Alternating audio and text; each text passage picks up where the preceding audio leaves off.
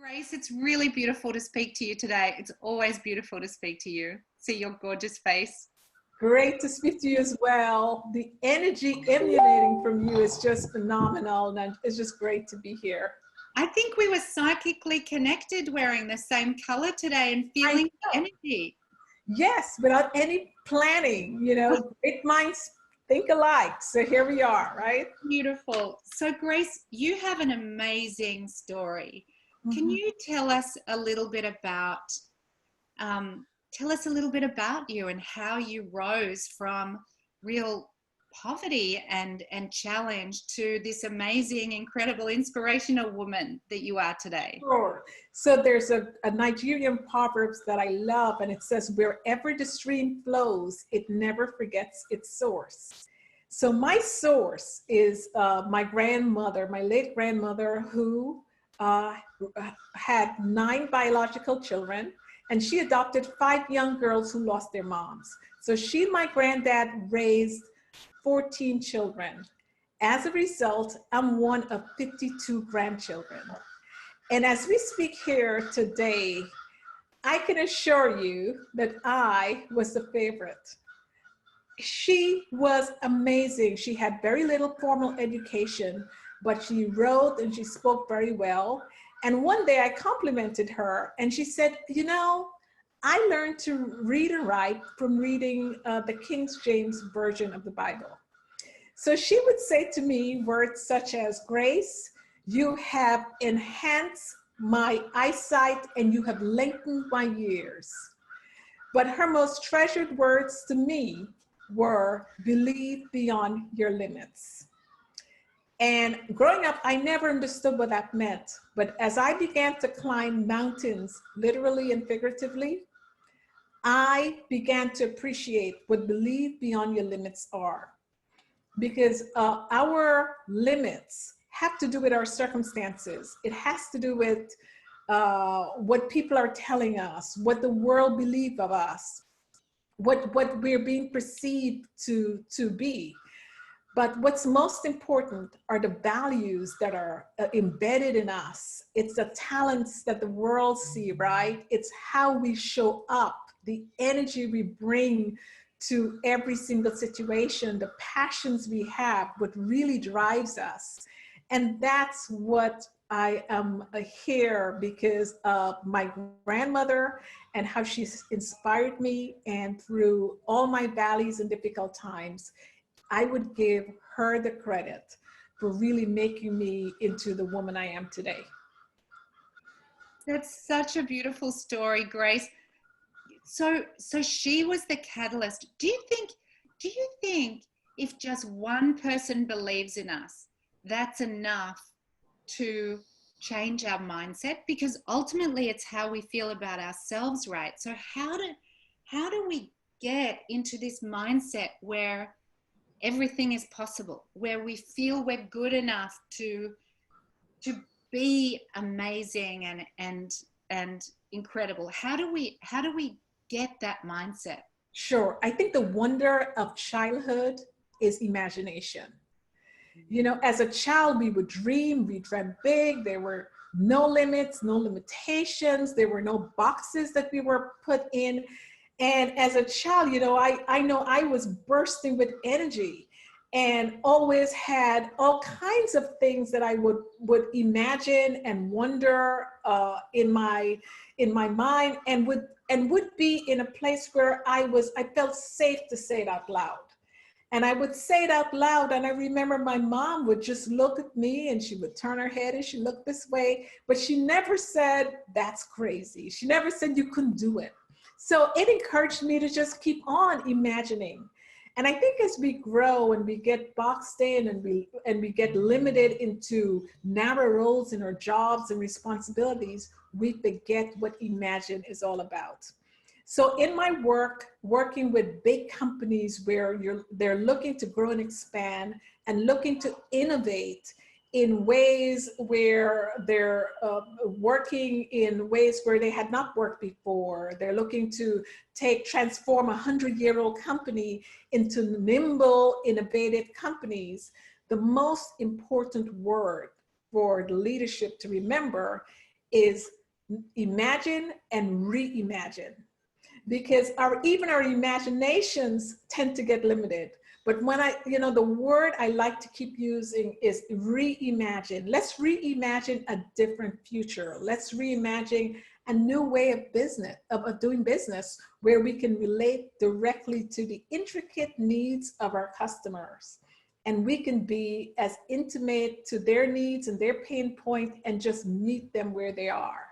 So this is an amazing journey, not only in our lives that we can reimagine, but as we advise clients and see what they can do to transform companies. I mean, you're a force of nature, Grace, and it's no surprise. I mean, you sit on so many boards today, but it's not surprising to me that there's another 15 companies that want you on their boards at the moment, because it's this mindset of elevating others around you, that because you've always felt safe and elevated to be your most amazing self, you then sort of pass that on, which I've seen with you mentoring people and things. How do you think we can get that to more people? Like, how do we break the cycle of limitation and get this, help people feel that everything is possible and anything is possible? How do we take it from the position we are today? Sure. So we look at what our young people are consuming. Look at popular culture and the messages that they're taking in from those. And many times they're not positive. Many times, women are being referred to in words that are totally derogatory. And it's packaged in a way that's slick. And so as our young people start singing that, it becomes part of them. And it is our role to say, enough, we are going to disrupt this pattern and really have them reimagine a different future, reimagine the types of people that they can grow up to be. And role models and mentoring is so, so critical and so near and dear to my heart, because our youths are hungry. They're hungry for models, for people who really believe in them and can speak into their lives what they can become. That they can become bigger than their circumstances, that it doesn't matter how poor, how limited or scarce their resources around them might seem, that they have the ability to really move beyond their circumstances by following certain patterns, right? By emulating a different future for themselves. So we want to remove hopelessness into a matter where they feel as our world is a field of opportunities for them that they can tap into, that their gifts and talents are the very skills that the world need, and that they can utilize it. So I'm very excited about this, because even in a pandemic, there are gifts. And the gifts is, look, let's stop, let's pause, let's reassess where we are, let's recalibrate. Recalibrate. Recalibrate. Let's pivot, let's pause, let's set, let's recalibrate, and let's really look at what's possible in the future, given the fact that the world is changing. And we want to lead, we just don't want to react. So this is why I'm so excited to talk to our young people, that they have the skills that the world needs. You are so inspiring, Grace. One story that you told me that has always really stuck with me is that you don't have a photograph of yourself as a child because your family home burnt. And the fact that you've been able to go through that and still recognize some skill and talent in yourself and go on to such great things. What's the starting point for people? How do people get started at that point of absolute hopelessness? What's that catalyst to get a glimmer of hope and overcome that, get started on this? Sure. So let's go back to where we started, which is our mindset. and imagination, right? So one of the gifts we have is to paint a canvas in our minds of what's possible. And that can be done if you're living in a shack, or you're living in a pit, or you're in a palace. Your picture in your mind is something that no one can erase, no one can alter. It's what you have and what you believe in yourself. So as I was growing up, and I grew up in a home of very, very limited resources. But if you were to ask me at 4 years old, 5 years old, what do you think of your surroundings? I would say I'm rich. I would think I was the most wealthy young child growing up, because I had the care, love, nurturing of my parents, and lots of aunts and uncles that always, you know, had me in their arms or interacted with me in some way. That is a gift that I had that I don't take for granted. I cannot put a value on that. So yes, I've lost all baby pictures. I don't have any of that, but what I have is the image in my mind of my experiences and my memories that's more precious than any physical photograph can present. And for that, I am rich. So love really can, I mean, it's ultimately about love, right? And believe, and that when someone believes in us, like your grandmother, she saw Yes, it in you, and yes, then you could feel it and live it. yes. Our children need to know that we care about them. We care about them enough to spend the time. We care about them enough to tell them that we believe in them, to really and reinforce the gifts we see. You know, when I see children, I see bright, smiling, bright faces in front of me. I see future astronauts and doctors and business leaders.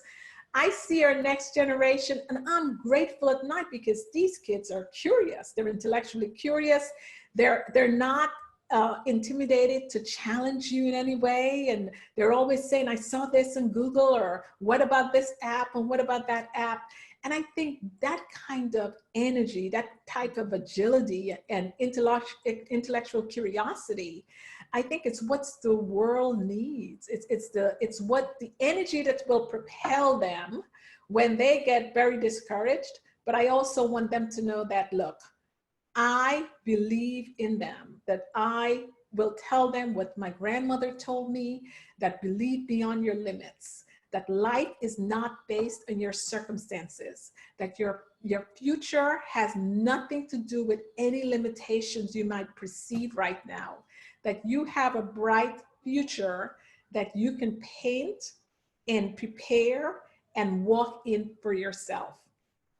You're like this amazing, I bet every person on the planet wishes they could have their little pocket coach of Grace Vandecruze before they go into any interview, any exam. You're so beautiful the way you express it. And if you were to advise business leaders, I always think about this role that brands and companies have is much bigger than selling product, you know, and we're seeing this now with, you know, the Stop Hate for Profit and these companies coming together. If you were to advise companies, what would you say about the role that they can play in supporting community and helping people elevate? Sure. I would say now is the time, that this is a great opportunity for companies to take a much bigger role in our society. It is not just about the narrow mission of the company. It is about the betterment of our communities. It's the betterment of societies. It's the enrichment of the people around us. And companies are looking to really play a bigger role. I think rather than just sit back and let things happen and react, how about being proactive and really saying, look, you know, it benefits society as a whole when everyone feels inclusive. It benefits society when we are not fighting amongst ourselves, but we are really unifying to build a better world. And, you know, this is not just platitudes, because our communities are not looking for PR promises. They are looking for companies to perform. They're looking to see that companies value them, so that in their leadership ranks and in their C-suites and on every single ranks within the companies, that they're promoting people that look like their communities, because they value their communities. And I think companies have a tremendous role to play, and companies need to be very proactive about this. And that goes right up to the board level, right? It's actually, have you seen challenges? I mean, you're on a number of boards. Have you, and as you've tried to then take people into the future, you're in a traditionally conservative, the insurance sector is traditionally conservative, but really having to be very nimble now. Yeah. Can you talk a little bit about things you've done to help take these companies and reimagine the future? Catalyst, because I imagine you're a catalyst for change. Yes. Having you on the board, they're open to this. Can you talk a little bit about that? Right. So absolutely, because the fact that I'm on an insurance company boards or advise insurance company, it's near and dear to me, because I'm not just an advisor for insurance companies, I'm an advocate for financial wellness. I mean, based on the fact that I was homeless and I experienced a fire, and I didn't, my family and I didn't have the financial cushion or the products or services available to me, I have a personal goal to make sure that the families have the insurance products needed. I'm very proud to build insurance companies' brands, because I believe in families staying together safe, secured, and insured. And so I go into the boardroom with a certain passion for financial wellness. And so in addition to the products and services to society as a whole, it's also looking at the company specifically. Is there gender parity? Do women in that company feel as if they're being valued and promoted, and their leadership roles within that company? And really asking the questions for women, for African Americans, for other underrepresented groups, is that insurance values and benefit everyone. So all of that should be not only reflected in the products and services, but it should translate into the companies themselves and the leadership roles and ranks within the companies.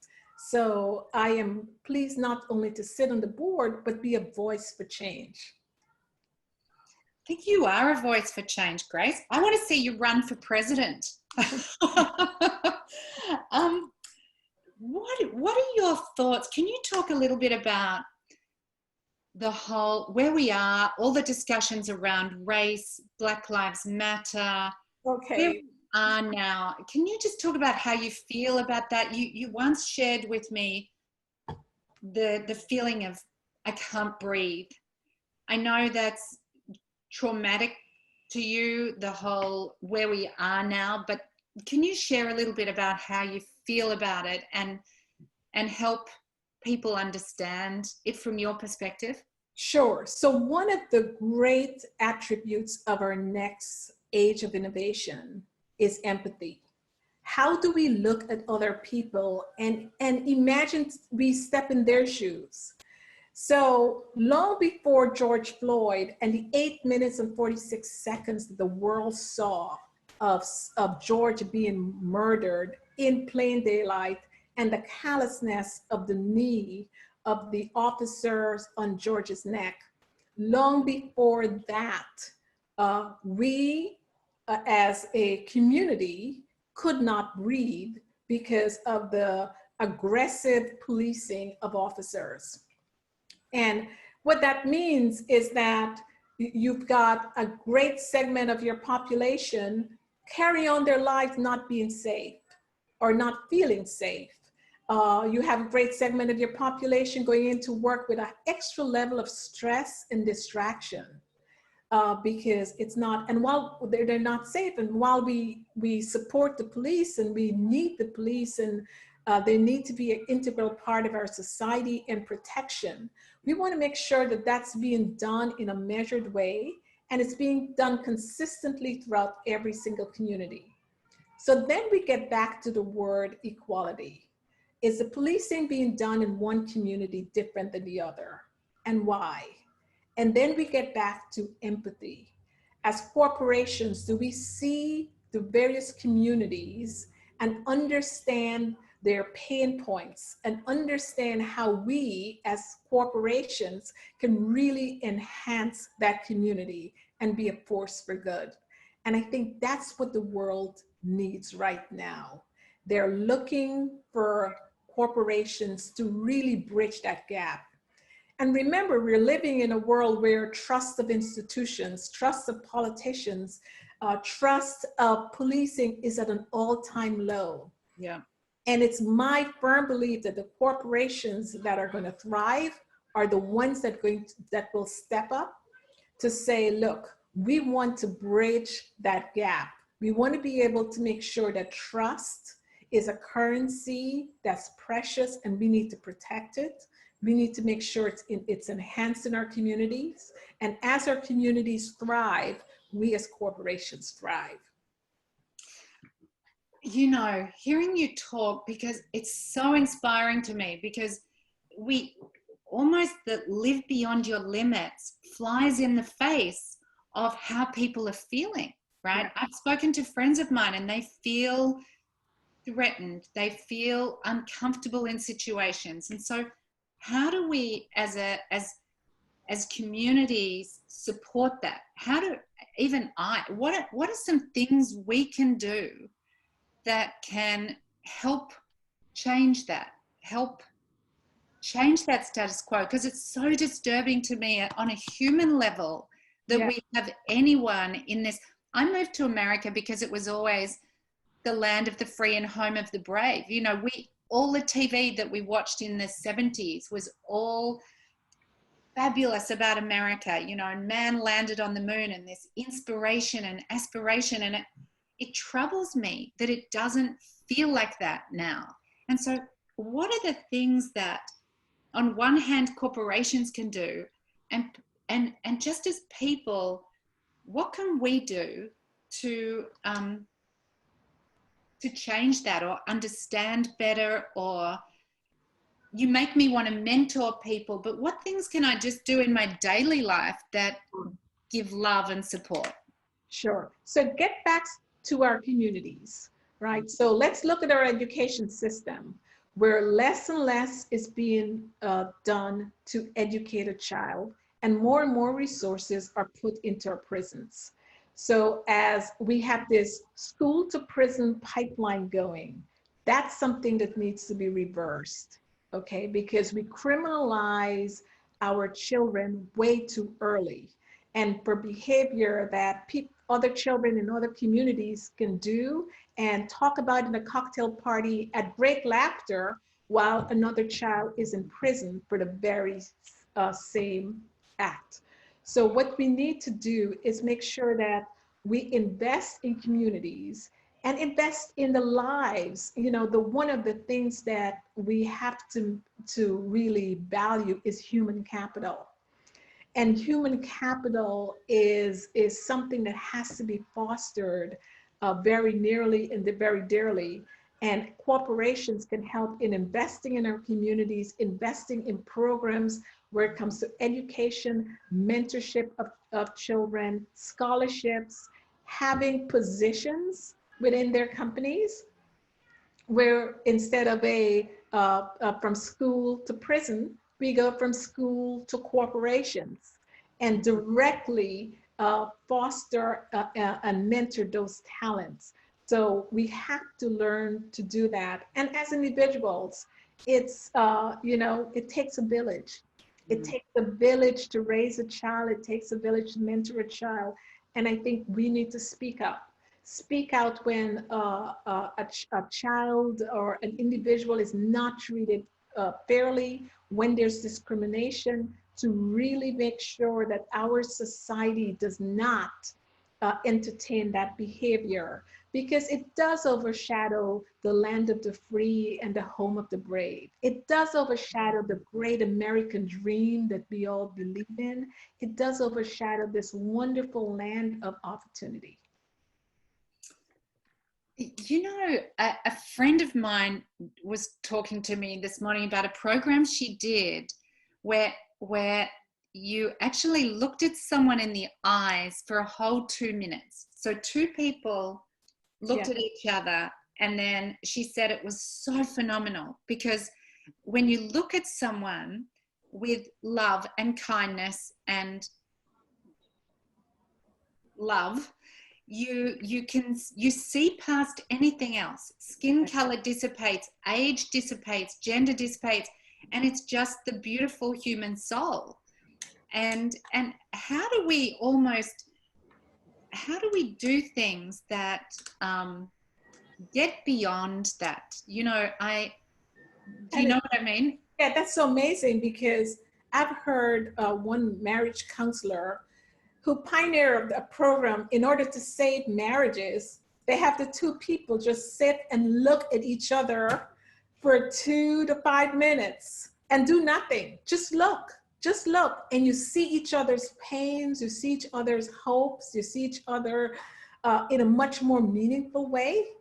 And that is so important, because in society we've had these busy lives where we each go to our respective neighborhoods. There's not enough interaction. Even our churches are relatively separated. And, you know, Jesse Jackson had said a statement: the most segregated hour in America is 11 a.m. On Sunday when the churches are in session. The most united day of America is the Monday Night Football. And, and then we see the Monday Night Football really took a hit when Colin Kaepernick knelt peacefully, and that was not perceived very well. And in retrospect, we now realize that his peaceful kneeling was exactly what the society needed to raise the consciousness of inequities, injustices in police forces. And so our young people are saying, we knelt and you criticize that. So, you know, we march peacefully, you criticize that. What can we do to effect change? So it's now reached a boiling point. But unless we can sit at a table and allow each other to speak and really look and listen, and in an age of, you know, a microwave, instant results, but, you know, take the time to erase 400 years of oppression, 400 years of injustice. This is something that won't go away overnight, but we actually need the time to do so, and we need the patience. And unless this country face what it fears the most, this is going to continue and potentially destroy us. And so it's up to you and I to say, you know what, let's use our voices to say, you know what, it's time to have the courageous conversations. This is unsustainable for any society. If this country remains the leader of democracy, we cannot be the example of injustices to the world. And so I am pleased to do my part in saying, you know what, when my brother hurts, I hurt, because I'm my brother's keeper. I'm my sister's keeper, regardless of their gender, race, religion, sexual orientation. I am their keeper. And this is the cry of humanity, to say, you know what, we're all one. We're not these separate, distinct boxes that the world has placed us in, because we all hurt at a level when we see some officer kneeling on the neck of George for 8 minutes and 46 seconds. So if we were to take 8 minutes and 46 seconds to sit around the table and look at each other instead, to say, you know what, whatever I fear about you, I'm willing to face and talk today about that. You know, it's time for us to embrace our differences and not try to demonize it. It's time for us to reimagine a different future. It is time that African-American mothers don't have to hold their hearts and their breaths until their children come back home safely. We cannot do this. We cannot allow this to continue to perpetuate. And every single corporation have a vested interest in making sure that as a society, that we can actually sit around the table and deal and with our fears and face them head on. Because this is not about running away from difficulties. It's about saying it is difficult, but we're gonna have to deal with it. And until we get to equality, not on a PR statement, but actual equality, where you can point to your board of directors, you can point to your leadership in organizations, you can point to the career paths of those that will be the next generation of leaders and say, look, we value each and every one in society. We're not just targeting you as a customer, but we are uplifting you within our organizations. Unless we do that, change will just be words, empty words we're speaking all the time. You give me hope, Grace, because I almost imagine if we could sit around, imagine if we could stop as a country for 8 minutes and 46 seconds. 46 seconds and listen to the voices of the African-American people and look into their hearts and souls. I have this, you know yourself when you're feeling upset or unheard, you just can't let it go until you feel heard. You can't start to heal until you feel heard. Yes. And I wonder if it's possible to create that moment, because I think the fact we've stopped with everything with Corona is good in some ways. How do we get to a point where the country can stop and listen? We need to listen to how people are feeling so that they feel heard, and then we can heal, you know? Yes, so we're in a point where we're going through the transformation. We've got the shocking video, and we received it at a time when everyone was home.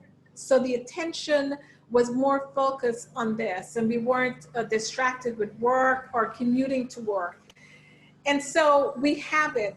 The question is, how do we seize the moment for change? How do we seize it in a more productive way? And I do think the way we do it seize it in a more productive way is for everyone in society to take the lead. It's not just waiting for politicians or waiting for the next election cycle. I think even if we had the best politicians, we still needed companies. We still needed individuals like you and I to say, it's our job to effect change. It's our job to do so. But I will say, for this particular racial injustice, the onus is not on the victims to initiate the change. The onus is on the oppressors to initiate the change. And so we need to apply as much pressure to our police departments, as much pressure to every level of influence in the supply chain to say this is unsustainable. Unacceptable. This is a disgrace of humanity. And we cannot have this type of policing, that we move to more responsible policing. We move to a type of policing where we hold each officer accountable, you know, who they're arresting, what neighborhoods, you know, what type of police forcing they're doing, and contrast and compare, and make sure that that's been applied equitable to all communities. Yeah, absolutely. And you're right. It is the oppressors that need to activate so that people are feeling validated and heard and respected and you know, I love listening to you talk about this, Grace, because it's really, look, I'm Australian, but I look at the way the Aboriginals were treated in Australia. I mean, truly horrific. Great, you know, the lost generation, actually. And I think it's always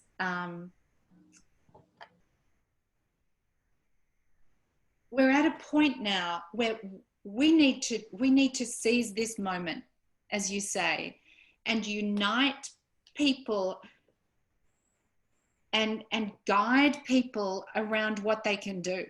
Like someone said to me recently, Sue, how many African American men, women, people are you mentoring?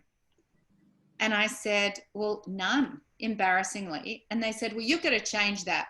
If you want to affect change, you need to hear more voices. You need to at least mentor 2 or 3 a month, people that are, and they were right. I think it's these, look, the issues are very big, but if every single one of us thinks about what we can do, and there's a toolkit almost that from the CEOs, here's a toolkit of what they need to do, to everyone. This is what you can do when you go to the supermarket. This is how you can support, you know, people in your daily lives. It's that broad change that we need to really drive now. Can you see a day? Can you see the light in this? Where do you think we are, and how do you feel that we're going to come through this? I see many lights, and the greatest light I see is one of awakening. So we are in this transition period, this period of unrest, where we're woken up to the age of the plague.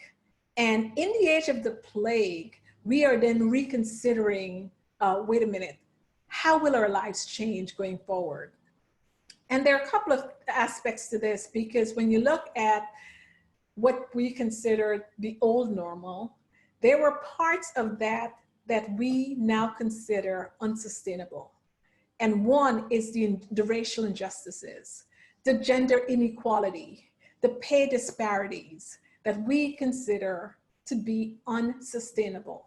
And what we're seeing is an awakening of corporations who say, look, this is a time for us to reassess and really take leadership. We take leadership by acknowledging that there are so many imbalances in society, but we can set the standard. We can set the standard first within our organization, so that we can really demonstrate to the world that we're serious about our mission, and we're serious about enhancing the lives of our customers and the broader our societies. So this, I think, is tremendous. And I think individuals, we're taking more responsibility and really awakening to what's going on around us and paying attention and really innovating the way we work, the way we think about work. And I see this is going to really lead to boom in entrepreneurialism, particularly with women. And I always say women are just not entrepreneurs. We're sisterpreneurs. We're motherpreneurs. We hold up the sky. And I just see this is the age of women saying, look, there's more that I can do. I am more than just my role at home, my role at work, my role outside of work.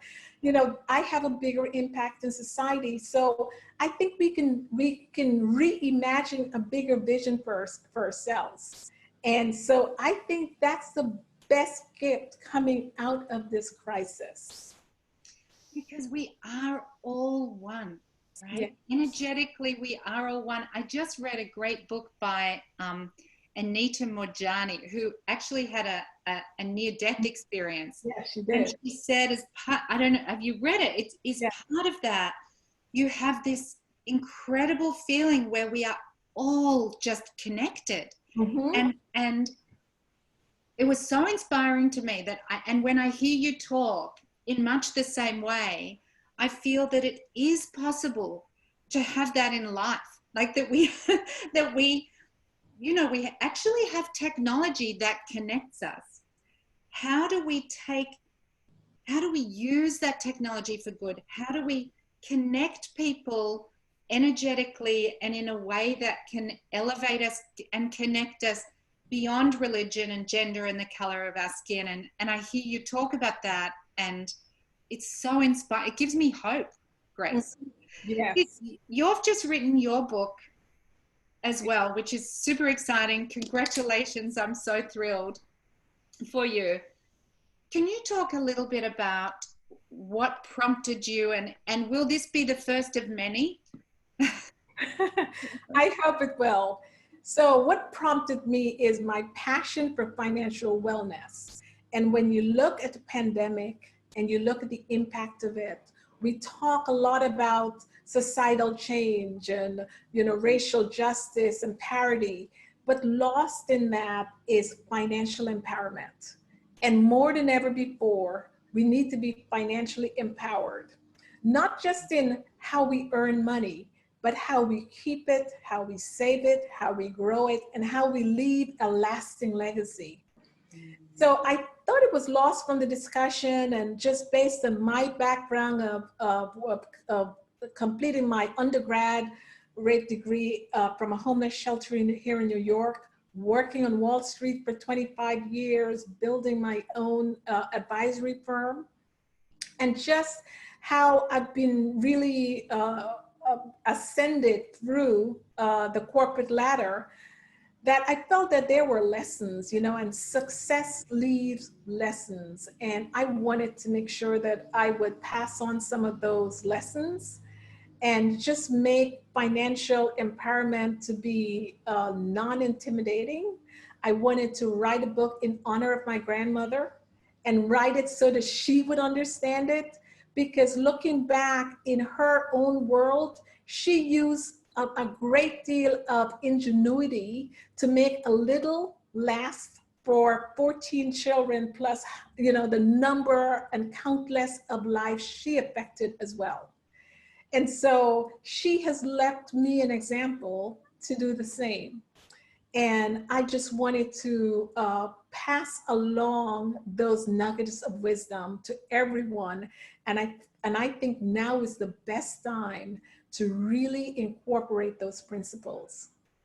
Because if we can be financially empowered, if we can have wellness around money, that can then free our minds. I mean, you can't start to connect with the world if you can't get food on the table, right? I mean, it's just, it keeps us stressed. But beyond that, we cannot influence the world if we don't have the financial wealth to put behind social changes that we need to implement.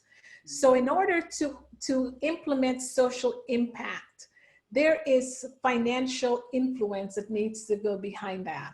So we need to start building our wealth and building it based on sound, proven, simple principles that I've outlined in the book. Oh, I can't wait to read it, Grace. I've just ordered it. I cannot wait to read it. And you know, and just remember, it's a difficult topic because when we look at our history, right, we talk about the 400 years of suppression. You know, we talk about a social history. We don't talk about the financial history. And many of us in our background have a financial history of mismanagement, theft, misappropriation, you know, false and misleading promises. And so we're sitting here at a very difficult time suffering from financial PTSD. And this is one of the things we need to start to face because we can't address it unless we face it.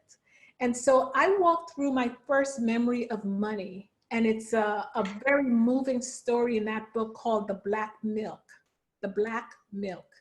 And so I urge everyone to take this book. It's Homeless to Millionaires, 6 Pillars to Your Financial Abundance. And it's just a simple book honoring my grandmother, bringing in various stories, some from my background, some from my friends and others, and just making some clear lessons out of those stories. And then there are steps for you to do. There are tools and resources. There are over 100 tools, resources in this book that you can do right away. And my firm belief is that financial abundance is in the palm of your hands. So there are apps you can download to your iPhone or Android phone and really use right away. The way I see it is that had our ancestors had at their disposal the resources we had to our disposal, our history would be very different. And so while I recognize there are lots of confusion and lots of noise, I really wanted to distill it into simple lessons, practical tools that everyone can use. This should be taught in schools, Grace. Yes. Right? You know, it's such a sort of a taboo topic. Why aren't we should be learning these basic things. Our kids should be learning these basic things. Yes, right? I think that financial education is as important as sexual education, if not even more important for our children, right? Yeah. And so many times, you know, sex is so freely discussed without finances. And I remembered when I first started an investment club and a local newspaper came to interview me. And I said, I'd like to change the topics at our dinner tables.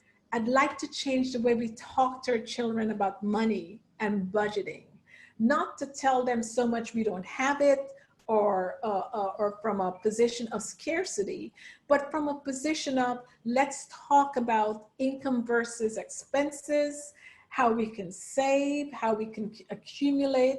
Let's talk about being owners in society rather than being consumers in society. Let's start to shift our mindset, right? It's all about mindset shift so that we can really get to the wealth abundance that's so deserving of us and our skills and talents and all the money we've accumulated.